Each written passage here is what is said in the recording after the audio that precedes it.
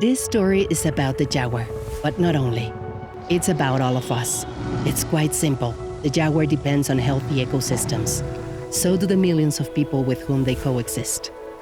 By protecting jaguar habitats, we are securing our basic needs: clean water, fresh air, a stable climate, healthy forests for people and wildlife. We are all connected. But Latin America has lost 40% of its forests. The pace is alarming. Mexico is not an exception. Mexico occupied the 5th place in the world with the highest conversion of primary forest cover.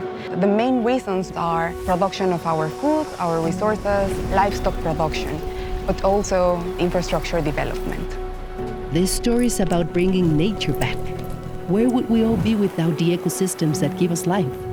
SIG and WWF, together with local partners, are joining forces to improve and restore key forests in the Central Pacific landscape in Mexico.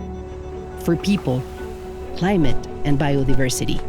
Through WWF and SIG partnership, key areas for connectivity will be restored. Specifically, we will work with local communities to restore 750 hectares of forest, and 100,000 hectares will be effectively conserved.